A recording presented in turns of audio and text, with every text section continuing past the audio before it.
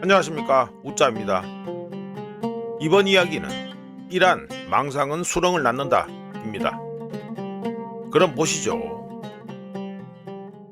이란 정권의 고질적인 위기와 중동 전역에서 벌어지고 있는 치열한 전쟁, 즉 2026 이란 전쟁은 이란 내 종교와 정치의 복잡한 관계에 대한 뿌리 깊은 고찰 없이는 제대로 이해할 수 없다고 우짜는 봅니다. 이란 문제는 최근에 나타난 현상이 아니라 수세기 동안 다양한 형태로 나타났지만 본질은 변하지 않았는데, 바로 종교적 정당성과 근대 국가 운영 및 국제법의 요구 사이에서 벌어진 끊임없는 권력 투쟁입니다. 20세기 초 카자르 왕조가 약화되면서 입헌 혁명으로 알려진 사건이 발생했는데요. 이는 근대 제도와 종교적 권위를 결합한 혼합 체제를 구축하여 교착 상태를 타개하려는 초기 시도였습니다. 당시 이란 성직자들은 이 실험에서 적극적인 역할을 했지만 그 안에서 자신들의 위치에 대한 문제를 결코 해결하지 못했습니다. 덕분에 그들은 권력의 협력자였을까 아니면 체제 수호자였을까라는 질문을 낳았고, 미해결된 이중성은 결국 실험을 실패로 이끄는 내분을 초래했습니다. 실험은 순식간에 붕괴되었고, 그 공백은 제정 러시아에서 페르시아 코사크 여단을 맡았던 군인 출신의 레자 샤가 등장해 무력으로 문제를 해결하고, 마즐리즈, 즉 이란 의회가 1925년 12월 12일 재헌의회를 소집해 레자 샤를 새로운 샤로 선포하고 팔레비 왕조가 시작되면서 메꿔지게 되었습니다. 팔레비 왕조를 세운 레자 샤는 당시 유럽에서 득세하던 권위주의 운동을 모델로 삼아 강압적인 근대화 프로그램을 시행했는데요. 하지만 하향식 근대화는 터키에서처럼 제도적으로 확고하게 자리잡지 못했으며, 사회 문화적 기반과 동떨어진 채 한 사람의 권위에 의존했을 뿐이었습니다. 2차 세계대전이 발발하자 영국과 러시아가 개입해서 파시즘 성향의 레자 샤를 제거하고 그의 아들 모하마드 레자 팔라비를 중심으로 정치 권력을 재건했습니다.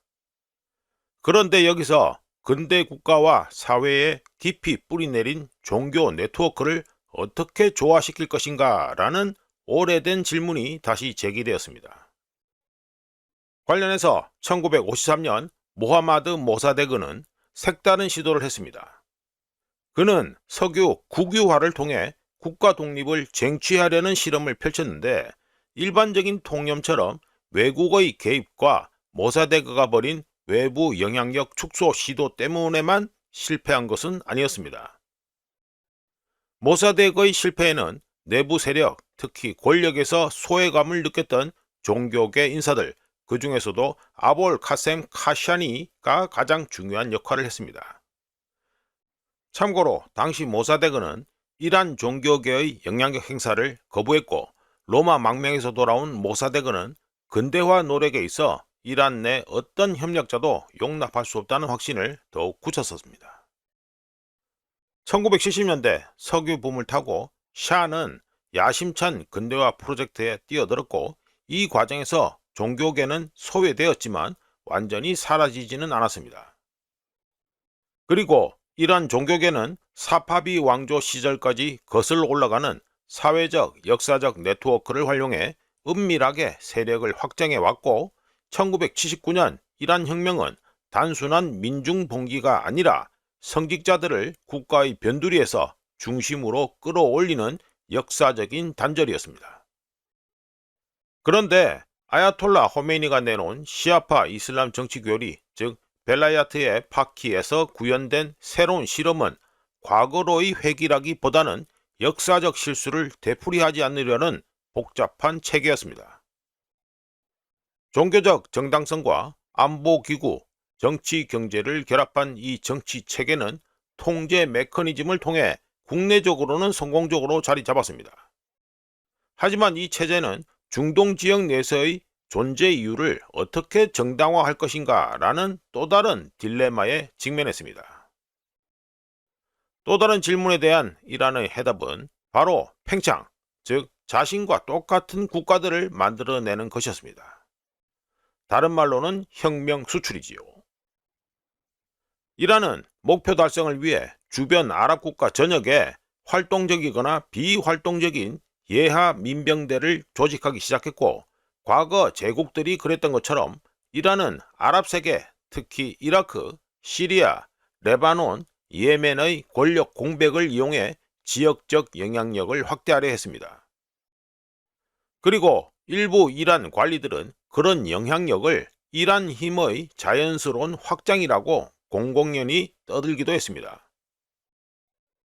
그런데 이란 정권의 각종 문헌과 이란 관리들의 글을 읽어본 사람이라면 누구나 이란의 확장이 전술적 단계가 아니라 이념적 명분 아래 이란 버전 레벤스라움 개념을 부활시킨 보다 광범위한 비전의 일부였다는 걸 알 수 있었습니다. 하지만 2019년 이라크 반정부 시위 진짜 목표는 이라크 정부 뒤에 있는 이란이었습니다. 2019년 이라크 반정부 시위와 지난 역사를 통해 팽창은 제국을 강화하기보다는 오히려 약화시키는 경우가 더 많다는 걸 알 수 있습니다. 20세기 전반기 일본은 팽창을 통해 절정을 이루었지만 국제 질서와 충돌했을 때 참담한 대가를 치렀고, 소련 붕괴의 원인 중 하나는 과도한 확장이었습니다. 우짜가 보기에 이란의 팽창주의 프로젝트는 경제적 압박, 국제적 고립, 그리고 주변국들의 견제 속에서 이란이라는 국가가 감당할 수 있는 한계를 넘어선 것으로 보입니다. 2026 이란 전쟁은 표면상으로는 단순한 국가적 대결이지만 이란 혁명 이후 이란 체제를 지배해온 사상, 즉 교리와 권력, 국내와 외교를 하나의 프로젝트 안에서 융합하는 사상에 대한 심오한 시험입니다. 2026 이란 전쟁은 제국주의적 프로젝트에 대한 환상에서 벗어나 명확하게 정의된 국경과 이익을 가진 국민 국가로서 이란의 세계 속 위치를 재정의하는 것처럼 보입니다. 물론 이번에도 질문이 던져졌는데, 정권이 바뀔 것인지가 아니라 정권이 이런 변화에 어떻게 적응할 것인가 입니다. 이란의 역사는 변혁으로 가득 차 있지만 그와 동시에 화해할 수 없는 것들을 조정하려는 시도로도 넘쳐납니다. 2026년 현재 이란 정권은 과거에 이미 경험한 익숙한 선택의 기로에 서 있습니다.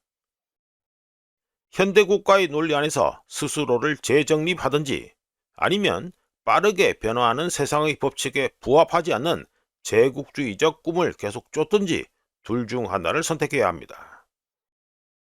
결론적으로 말해서 오늘날 세계에서 제국이 설 자리는 없습니다. 지금까지 이란 망상은 수렁을 낳는다 였습니다. 구독, 좋아요, 그리고 회원가입 감사합니다. 다른 이야기로 또 찾아뵙겠습니다.